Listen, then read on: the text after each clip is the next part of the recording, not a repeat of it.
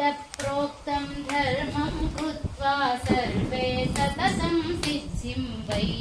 प्राप्ताः कुशलं शुद्धे चित्ते ध्यायत शङ्करशुभरूपम्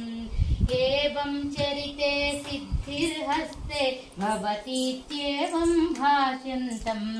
ब्रह्मानन्दसुतीर्थं कलये मनसा वाचा गुरुवर्यम् वेदाः सर्वे जीव ब्रह्मा भेदं सर्व कथयन्ति ब्रह्मा चाहं नान्यो मत्तो बोधः सर्वं गुरुवर्यात् तादृज्ञानं बोधितवन्तं स्वात्मा भिन्नं गुरुदेवं ब्रह्मानन्दसुतीर्थं कलये वाचा गुरुवर्यम् मन्दस्मितमृदुभाषणशीलं मन्दोद्धरणे कटिबद्धं मायातीतमनादिं सततं चिन्मयरूपं चिन्वानं मातुः कृपया सकला विद्या सम्प्राप्तः सन् विहरन्तं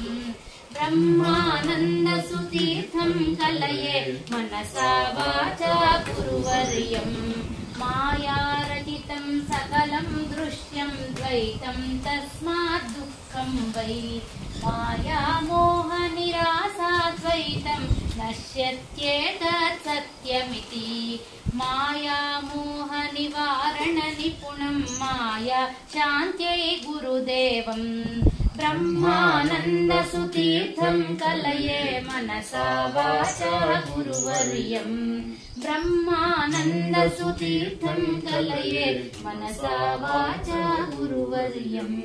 मनसा वाचा गुरुवर्यम् मनसा वाचा गुरुवर्यम्।